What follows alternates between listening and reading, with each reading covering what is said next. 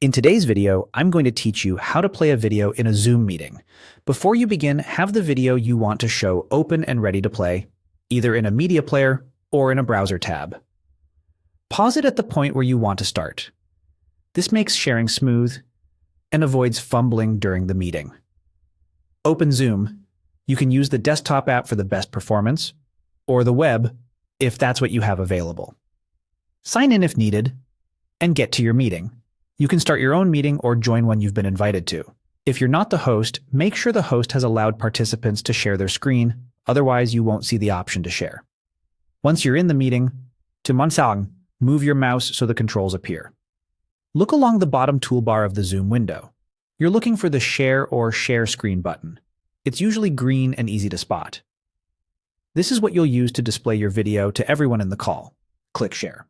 A window will pop up showing thumbnails of everything you could share, including your entire screen, specific apps, and individual browser tabs.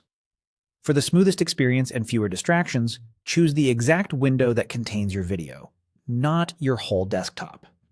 That way, participants only see the video, not your notifications or anything else.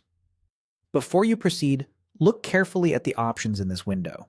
At the bottom, check the box to share sound so your audience hears the video's audio through Zoom, not through your microphone.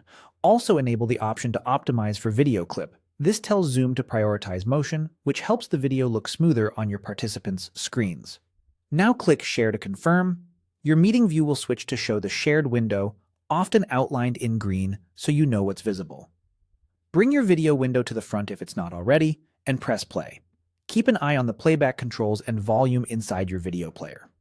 If you plan to narrate over the video, speak at a steady pace, and consider wearing headphones to reduce echo.